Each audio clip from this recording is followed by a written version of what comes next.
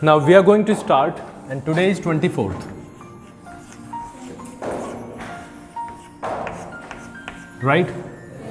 24 तारीख और बहुत सारे यूजेस हमने किए हैं. We have done so many uses and yesterday we had covered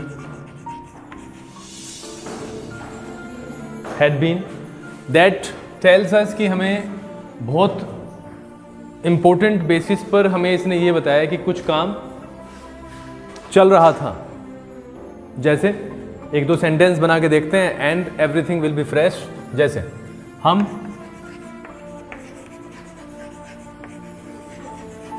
we had been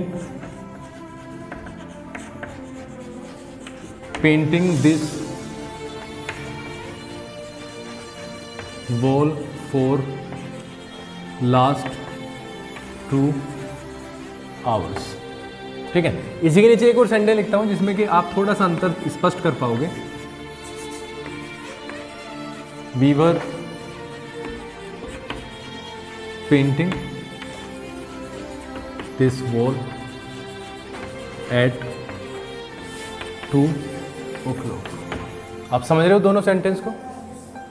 पहले सेंटेंस में अगर हम देखें तो उसकी ड्यूरेशन बताई गई है कि हम 2 घंटे से क्या कर रहे थे, इस दीवार को क्या कर रहे थे, पेंट कर रहे थे. जबकि यहां पर एक समय बताया कि हम 2 बजे, कितने बजे बेटा, 2 बजे पेंट कर रहे थे. एंड दैट इज वाई ये अंतर आया है. देखो यहां पे क्या आया, हैड बीन, और यहां पे क्या आया, वर. और ये अंतर स्पष्ट करना बहुत जरूरी है. अगर किसी बच्चे को ये स्पष्ट नहीं है तो वो बता दे अभी कि सर यहां से दिक्कत है मुझे. कोई भी चीज़ का हम समय बता रहे हैं कि मैं 7 बजे से, 3 बजे से, 5 साल से, 20 साल से काम कर रहा था, तो क्या यूज होगा, हैड बीन. लेकिन नॉर्मल एक सेंटेंस है जो पर्टिकुलर बेसिस पे बनाया गया है कि सर मैं कल सो रहा था, बिल्कुल सिंपल, वॉज एंड वर में बनेगा, वॉज एंड वर में बनेगा. तो यहाँ तक के सिलेबस में कोई भी प्रॉब्लम हो तो मुझे बताओ. नहीं है? ठीक है. अगर नहीं है तो बहुत अच्छी बात है.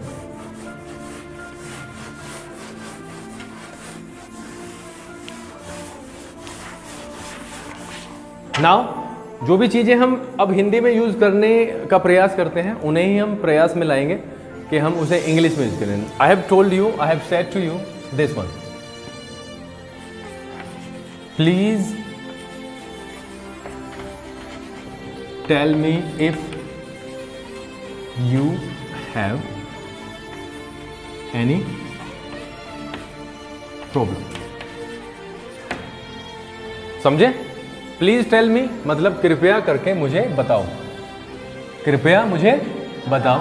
इफ, यदि, यू हैव एनी प्रॉब्लम, यदि आप कोई भी प्रॉब्लम रखते हैं, इसका मतलब यदि आपको कोई भी प्रॉब्लम है प्लीज टेल मी. ठीक है. अब अगर मैं ऐसे कुछ पूछूंगा या कहूंगा तो आप सीधे सीधे बोलते ही हैं सर. चलो लिखते हैं, सर वी विल या शैल डेफिनेटली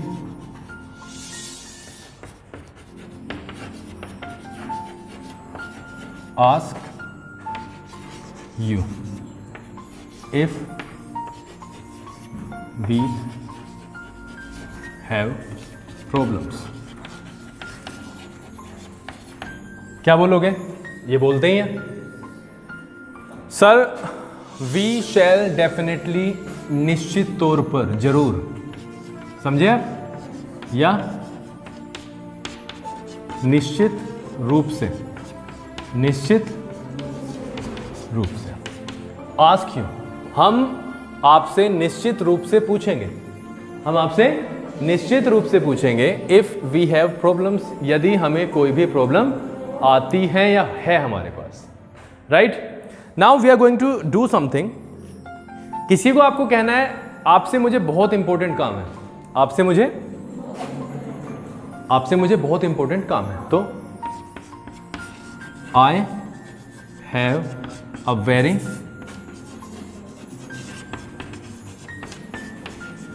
इंपॉर्टेंट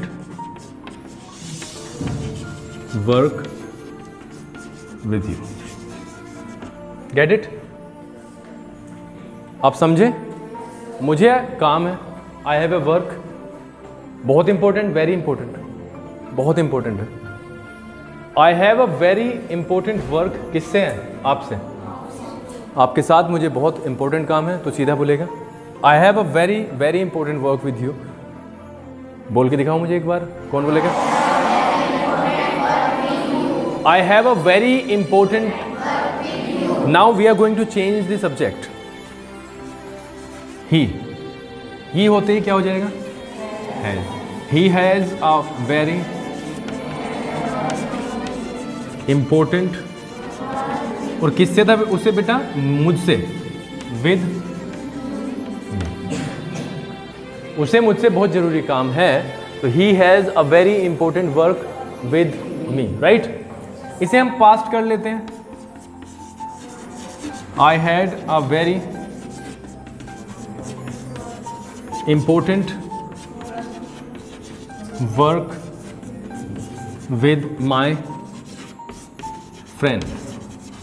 मुझे अपने फ्रेंड से बहुत इंपॉर्टेंट काम था।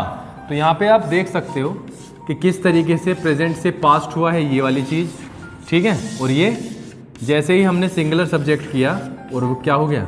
हैज़ हो गया। ये चीज़ें क्लियर है या कोई प्रॉब्लम आएगी? किसी को किसी से भी काम हो सकता है, और हम डेली सेंटेंसेस में बोलते ही हैं।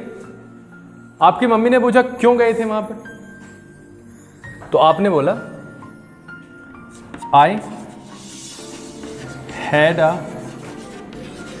Very important work with Sachin. इसलिए गया था सचिन के घर। वो पूछ रहे सचिन के घर क्यों गए, तो आपने बोला I had a very very important work with Sachin, और इसीलिए मैं वहां पर गया। So I went to his house, इसलिए मैं उसके घर पर गया। बहुत सिंपल है, ठीक है?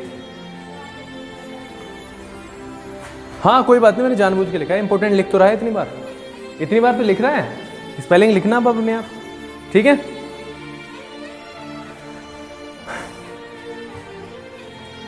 एक और चीज करते हैं। अच्छा है, एक बात बहुत अच्छी है कि आप समय पर आए हैं। एक बात बहुत अच्छी है कि आप समय पर आए हैं। तो कैसे आप बोलोगे? कैसे आप बोलोगे? इट इज गुड, यह अच्छा है। It is good. समय पर आए हो, समय पर आए हैं, यानी you have come in time, right? बहुत अच्छी बात है, बहुत अच्छी बात है कि आप समय पर आए हैं। It is good that you have come in time. अब आप इसे किसी भी लहजे में किसी भी तरीके से यूज कर सकते हैं, कहीं पे भी। जैसे आपको बोलना है अच्छी बात है कि आपने अपना काम कर लिया है, तो क्या बोलोगे? It is good, it is good that you have done your work, right? Clear है भाई? It is good that you have done your work. बहुत सिंपल। अच्छी बात है कि आप स्कूल जा रहे हो, तो कैसे बनाएंगे? It is good that you are, अभी भी हैव लगेगा। कौन है? मैं बोल रहा हूं आप स्कूल जा रहे हो। आर्या सुन तो सही। It is good that you are going to, तो वो तो उस तरीके से चेंज करना पड़ेगा ना, ये रटना नहीं है, वो उसी तरीके से चेंज भी तो करना पड़ेगा, या ऐसे ही बनाते रहोगे? ये क्लियर है?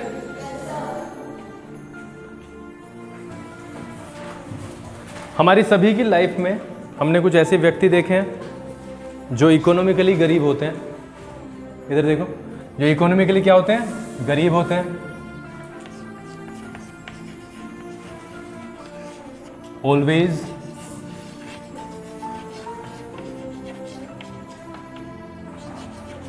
sympathize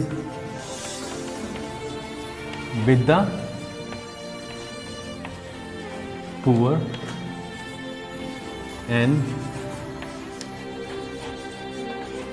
help them in need. मतलब क्या हुआ? Always sympathise with the poor and help them in need. Sympathise का मतलब होता है सहानुभूति प्रकट करना। सहानुभूति मतलब जब हम किसी दूसरे के दुख को देखकर दुखी हो जाते हैं, जब हम किसी दूसरे के दुख को देखकर उसे अपना दुख समझते हैं, तो उनके लिए हमारे मन में क्या होती है? सिंपैथी। क्या होती है? सिंपैथी। और जब हम इस तरीके का व्यवहार उनसे करते हैं तो वो होता है सिंपैथाइज। हमेशा उन लोगों के दुख को अपना समझो जो कौन है? गरीब है, तो उनके साथ सिंपैथाइज रखो अपने आप को। एंड हेल्प देम, और उनकी सहायता करो इन नीड। इन नीड मतलब आवश्यकता में, यानी जब भी उनको जरूरत हो तभी उनकी जरूरत को पूरा करो, उनकी सहायता करो। तो क्या समझे? Always sympathise with the poor and help them in need. हमेशा उनके साथ सिंपैथी रखो और उनकी जरूरत पड़ने पर मदद करो। ठीक है? एक और चीज सीखते हैं। आपने बहुत सारे इंसानों को देखा होगा, व्यक्तियों को,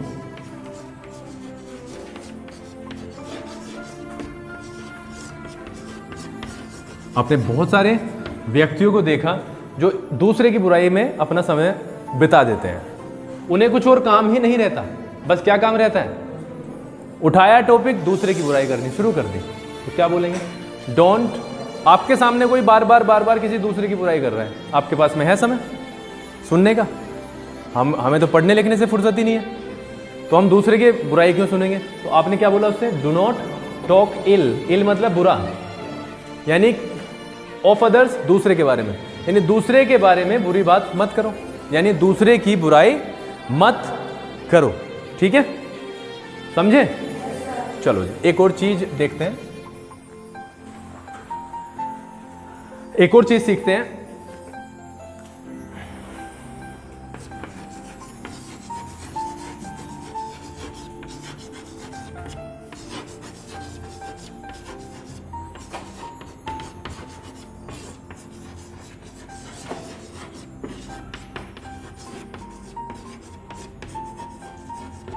He cashed the check with forged signature। देखो यहां पे कैश का मतलब है भुनाना।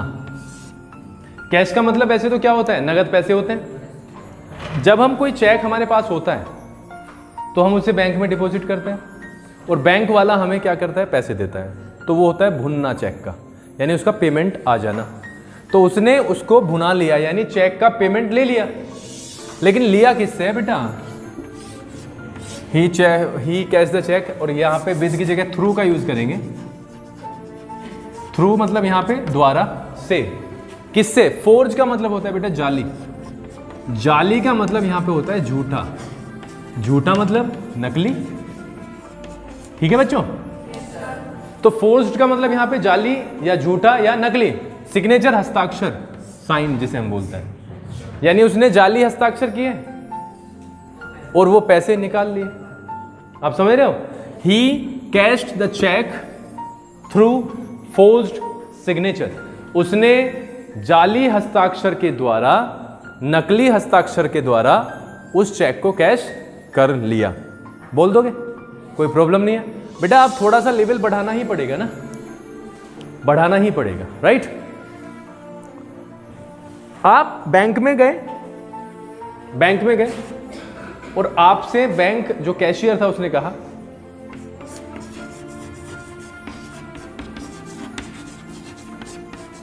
Your signatures don't tally. Your signatures do not tally. आपने पैसे निकालने के लिए एक फॉर्म भरा, फॉर्म पे अपने सिग्नेचर किए एंड आपने सबमिट कर दिया, उसको दे दिया, और उसने ये बोला your signatures do not tally, कि आपके सिग्नेचर्स मैच नहीं हो रहे हैं, होते नहीं हैं। यानी आपने जो सिग्नेचर दिए हैं बैंक को और आज जो आपने सिग्नेचर किए हैं उनमें फर्क आ रहा है। तो आपके सिग्नेचर मिलते नहीं है, इन्हें ठीक करो। आप समझ रहे हो? आपके सिग्नेचर मिलते नहीं है। ठीक है, चलो जी एक और चीज देखते हैं। आप बैंक में गए,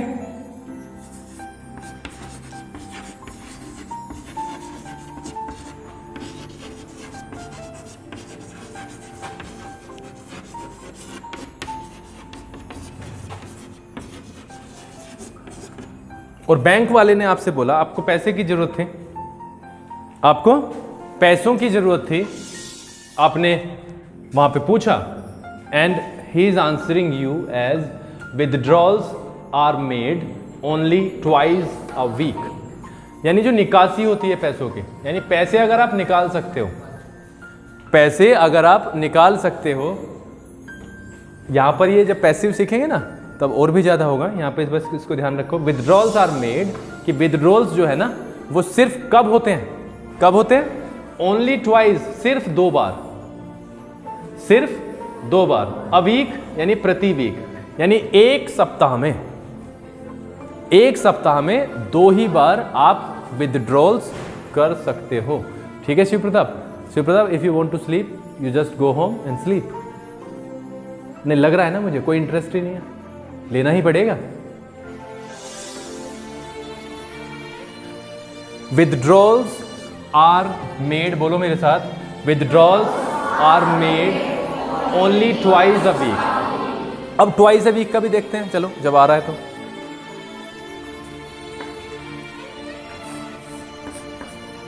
I go to school twice a week। अगर आप ये कह रहे हो तो इसका मतलब सीधा सा है भैया, 2 बार ही जाते हो आप स्कूल में हर हफ्ते, यानी एक सप्ताह में सिर्फ कितने बार? 2 बार।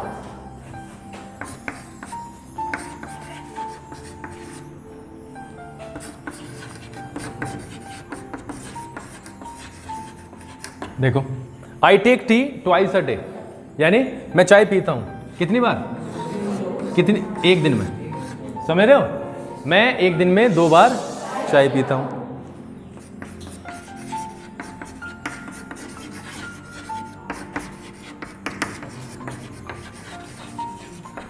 क्या लिखा है? पढ़ो। I go to Agra twice a year, समझ रहे? तो मैं आगरा जाता हूं कितनी बार? 1 साल में, यानी प्रति वर्ष मैं 2 बार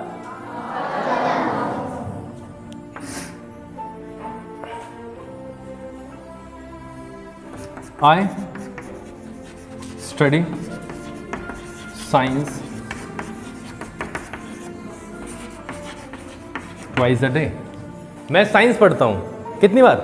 दिन में 2 बार। आई होप कि इतनी चीजें समझ गए, ठीक है?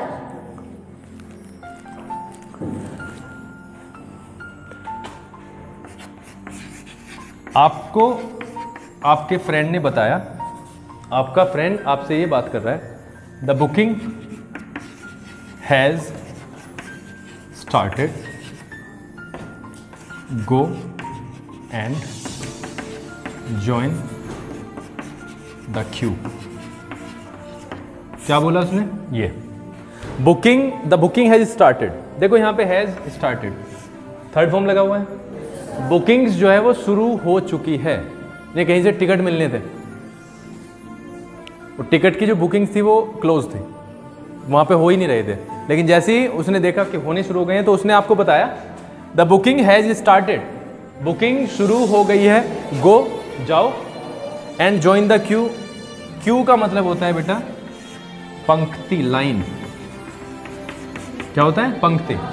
जाओ और उस पंक्ति में शामिल हो जाओ, यानी लाइन में खड़े हो जाओ। लाइन में खड़े होने से ही तो मिलेगा ना टिकट, या ऐसे ही मिल जाएगा? नहीं, लाइन में खड़े हो गए तब जाके टिकट आपको मिलेगा, राइट? आपने कई बार देखा होगा कुछ ऐसा होता है, बताता हूं।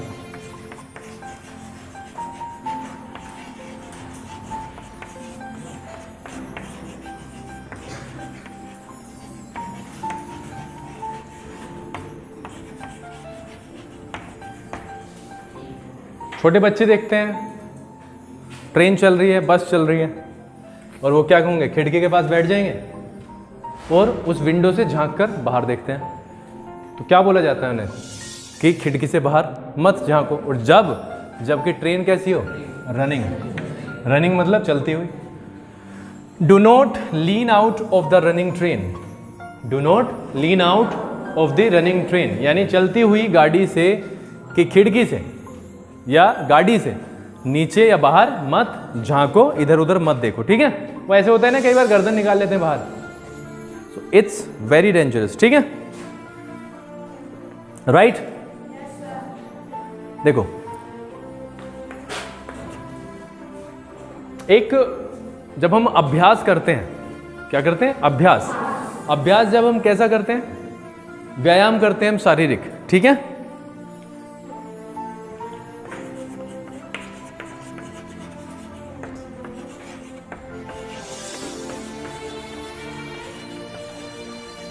Exercise is a Panacea for all diseases, for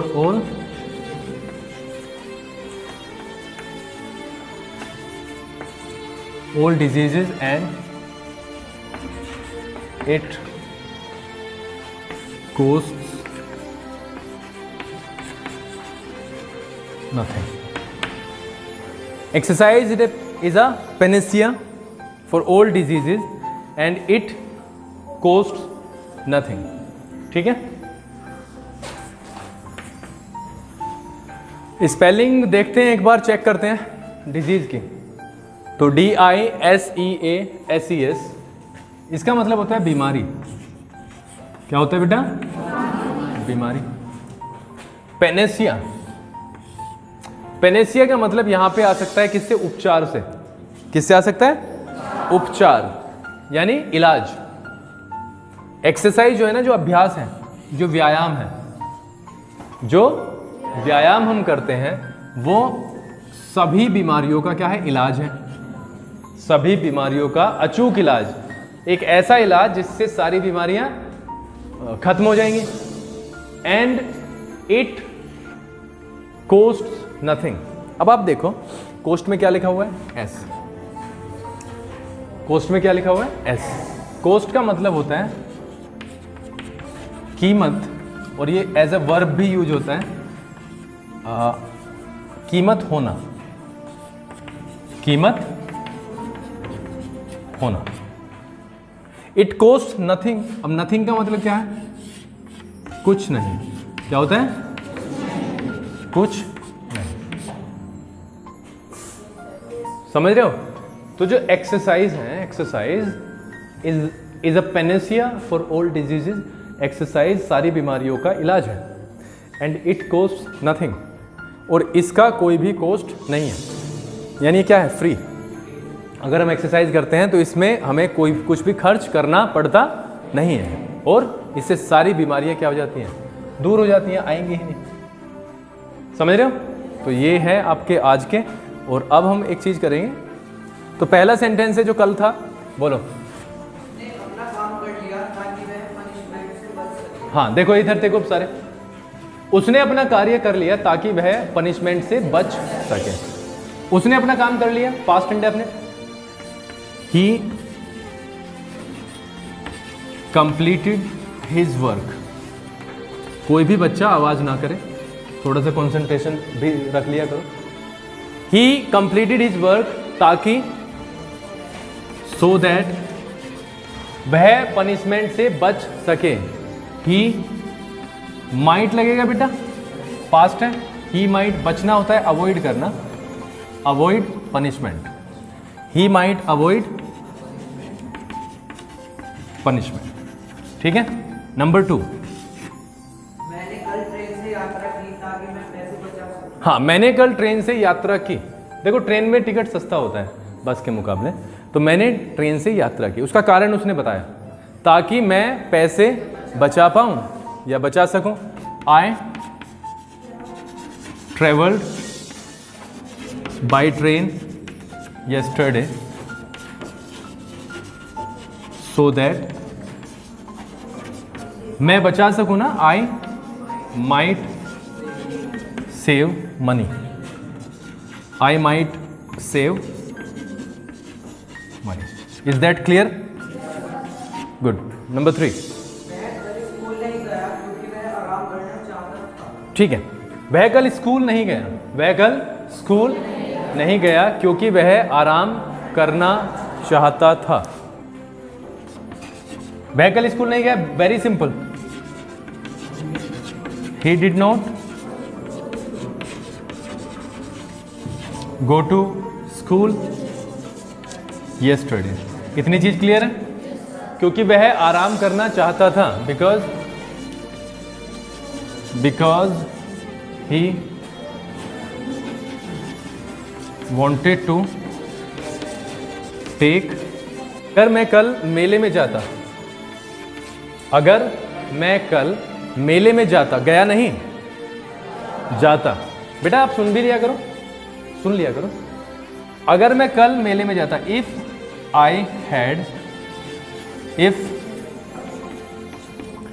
I had gone to the fair yesterday.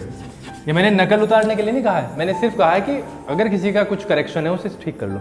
आप वहां पे पूरा सेंटेंस का पूरा सेंटेंस लिख रहे हो, इसका मतलब लाइन ही हो ना करके, आयो करके, तो that's why.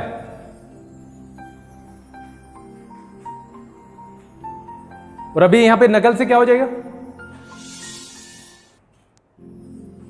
If I had gone to the fair yesterday, तो क्या होता? My father. दूसरा सेंटेंस सबको पता है, वुड हैव से. My father would have punished me. My father would have punished me. Simple है, यहां तक क्लियर है? नाउ आगे चलते हैं.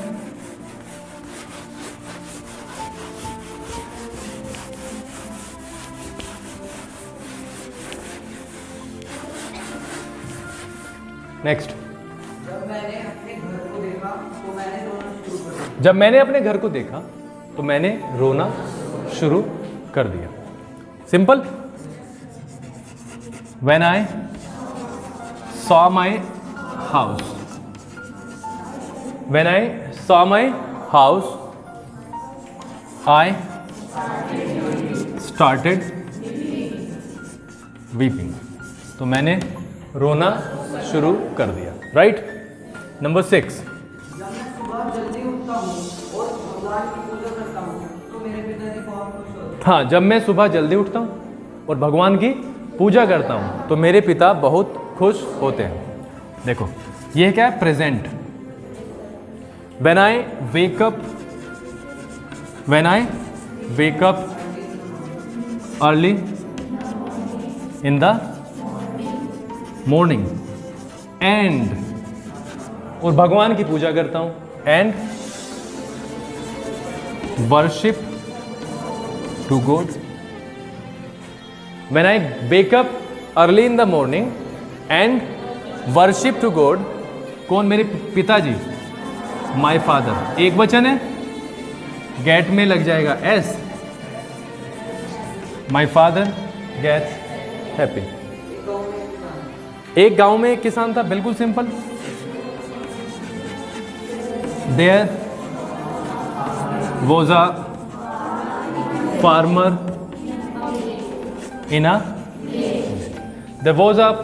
इन अ विलेज. इतनी तो चीजें क्लियर होंगी. नेक्स्ट.